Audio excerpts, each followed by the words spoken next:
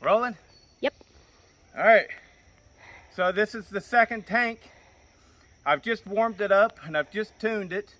And I think I finally got it running good and it's going to start to really break in at this point. But it is running good. However, with the oil, this bar is a Sugihara bar and it is a dual pattern. It will work for the K041, which is the Poland mount. It is also the mount for the smaller Echoes, and it'll work for small Huskies. Well, I'm having a problem with this bar. It's leaking oil through the Poland mount. Okay, so this is the bar that came with it. It should work perfectly, but that's why it wasn't getting enough oil before. I turned up the oiler, and now it's just pouring out around the cases here. All right, let's get a close-up. You can see I just started using it today. See all that gunk? That's from oil spilling out all around. I just wiped it clean. I wish I hadn't. But anyways, so I'm going to have to figure out, I'm going to need to make a plate or something to block off the hole that the previous small Echoes oiled through. So clearly with this dual mount setup, they were trying to make this bar available for other small Echoes, and they shouldn't have. So anyways, but I'll figure that out. The tune seems right on, so let's get to cutting, show you what's going on.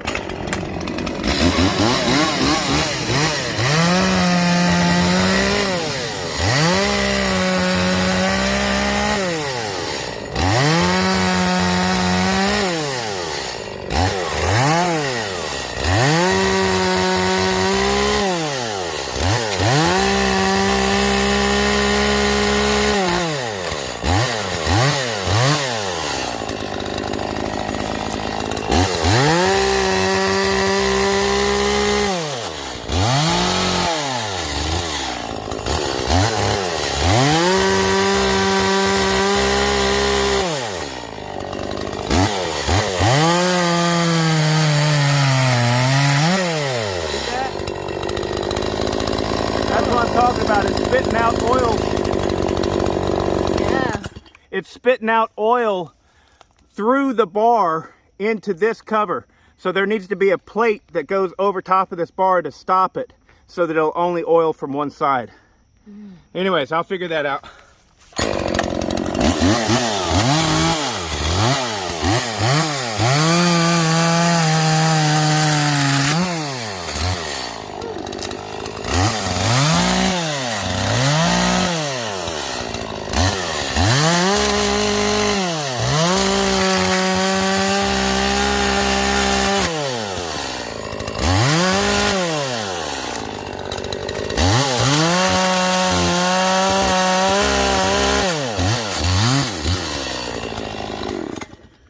This is sourwood, y'all. Sourwood is often mistaken for hickory because whenever it gets bigger, the leaves are very hickory-like. But more important than that, the bark and the wood itself is like hickory. Whenever you cut hickory and if you peel the bark off, it is slimy. It is slimy as can be. It's all wet and juicy and slimy. And so that's hickory. So is this. Now this stuff right here makes for the bar none very best kindling that I have ever used. Better than pine. You know, the only thing that lights better than this stuff is just solid paper, you know, straight up paper, or maybe fat lighter, you know, actual sapwood from pine. But so whenever we get a chance to cut them down, or not cut them down, they come down, you know, stuff like this. This got topped by the bigger tree that fell down. But whenever we get a chance to use it, this is our #1 kindling source. So I'm going to go ahead and drop these two and cut them up as well. It's running great. It's running great. Finally, it feels like it should feel. It just needed to get through that first tank. It's just running like shit. Now it's holding the tune right. It's doing well.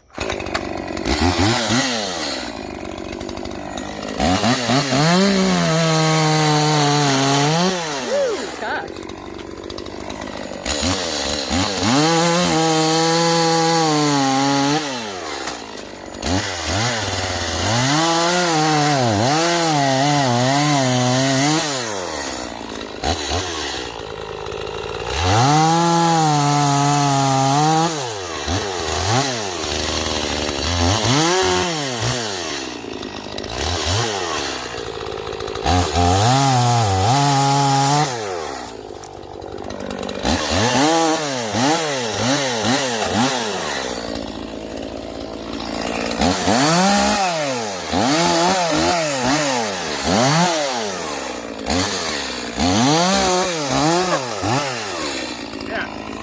That's what you use this saw for.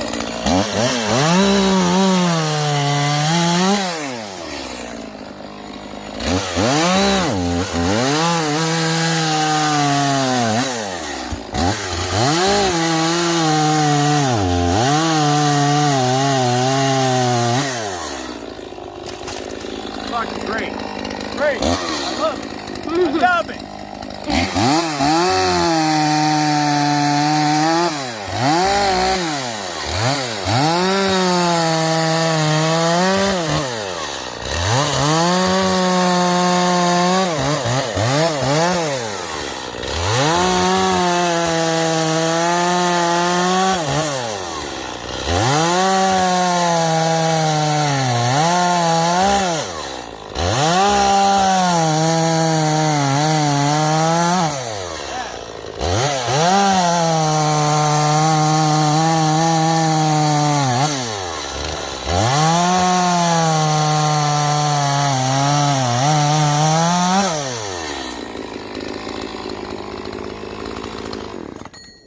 Why I got this saw. There you go. It is,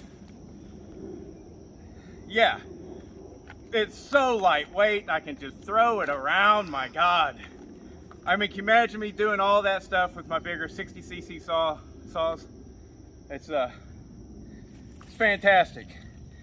Now that bar, that is really disappointing that they didn't think that through.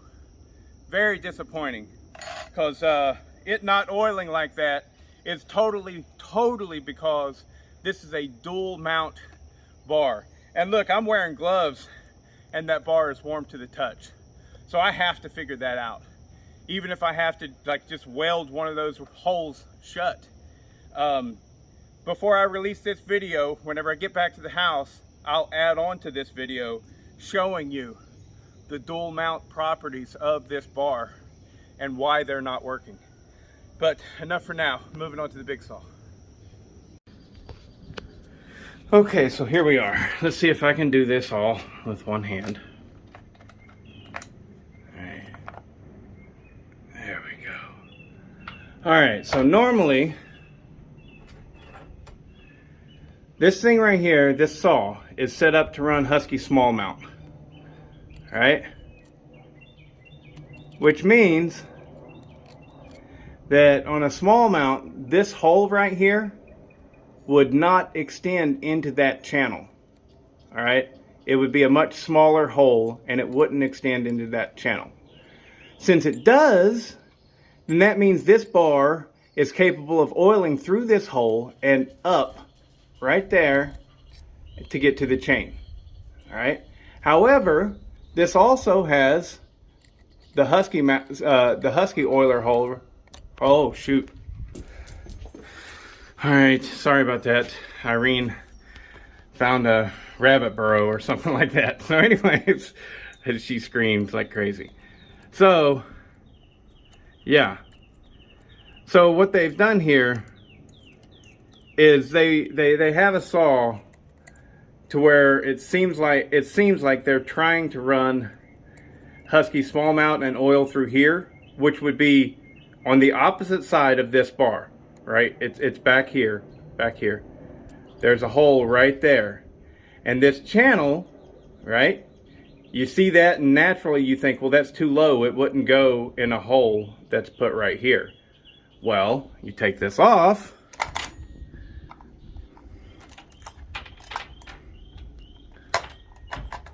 Oh, come on, come on, come on, come on, come on. There we go. And you see that that channel, in fact, rises up so that it would be able to run the Husky small mount. All of this is fine and dandy. All of this is good. The only problem is that for whatever reason, this is not stopping the flow appropriately. And it's getting around the bar. I don't know what the problem is. I really don't know what the problem is, because I was expecting to see holes. I was expecting to see there being holes all in this, and that's how the oil is weeping around and stuff. But anyways, I don't know what the problem is. Maybe the problem is that the oil is coming behind this and coming out. I don't think that it is, though. Doesn't make sense that it would.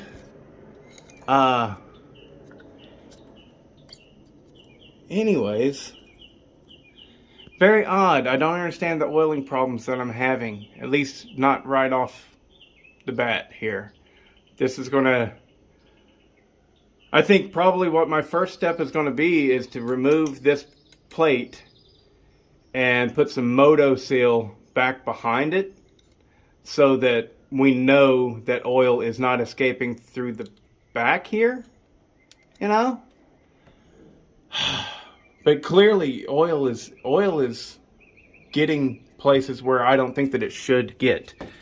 And the bar is getting hot. So it's not oiling properly. Something is wrong here. Maybe my first step would be to try a different bar setup, one that's either 100% Husky small mount or 100% KO41, because that dual pattern setup there, I think, is my problem. All right, but the saw is running fantastic now. I mean, power-wise, I don't know, it's probably right on par with my little Poulan 4620 before I ported it, but after a muffler mod, you know, probably. That would be my guess, which is pretty good. I know a lot of people, you guys that are watching this video, you're probably watching because it's an Echo 4310, and you don't realize that I've had really fantastic luck with the Poulan Pro 4620 or 295, whatever you want to call it. But that's a good little saw. It's a very good little saw. But that's 46 cc's and this is 43 cc's.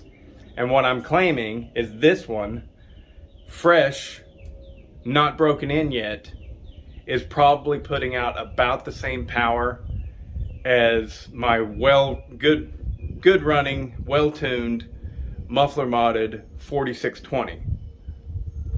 Does it run as good as my ported one? No. I mean, I've only got one. I'm just talking about the times before I ported it and stuff. So, so power-wise, I am happy with it. This thing is not supposed to be a powerhouse. It's supposed to be a fast-running little spinner, you know, that you can just cut and cut and cut with. So yeah, I really like it, but I gotta figure out this oiling problem and how I can get around that and fix it. I mean, it might be as easy as just putting some Moto Seal in this top hole so that oil doesn't get a chance to come through there. I'm looking. It's closed up right there. It's definitely open right there. Oh, look, I just poked right through that. All right. It's closed up here. So it's really a mystery to me why it's oiling the way that it is. It's literally just, it's getting out all around this area right here. And it's just, I don't know. And the bar, it does get hot. It gets hot to the touch. And it shouldn't be doing that. Anyways, that's enough of this. But I am very happy with the way it's running. I will get this figured out. But I guess this is another thing that's... I mean, you guys know that I like Echo chainsaws. I like them, right? But it's another strike against them, you know? I mean, the fact that... I know people who like Echoes, like really like Echoes, really like to hinge the idea of high quality on the fact that it takes 10 tanks to break it in. That is not my experience. Long break-in times just simply mean long break-in times. It doesn't, it's not, it doesn't mean it's higher quality. It means that it's got a longer break-in time. And, you know, some people have claimed that it's because of coatings that they use or whatever inside the cylinder. Maybe it is, maybe it isn't. I don't know. But I know it takes a long time to break them in, and it's a pain in the fucking ass. So there's that. I don't think Echoes last any longer than Stihl or Husqvarna. And so, you know, comparable models. And so what's the point in a longer break-in? To me, it's just aggravating. I hate it. But anyways. But so you get the long break-in, and now with this saw, I'm having issues with the oiler setup because they went with a really cool Sugihara lightweight bar, right? But it's a dual pattern so that they can get it to work on multiple saws, and it's causing oiler problems. It sucks. And if you've watched this long, you need to know this. The carburetor on this does not have restrictions that I needed to pop off. All it requires is D-shaped special tool, right, to tune the carburetor, which is freaking awesome. I didn't have to take it apart and rip off the restrictors, so I can actually tune the saw as I see fit. Anyways, all right, later.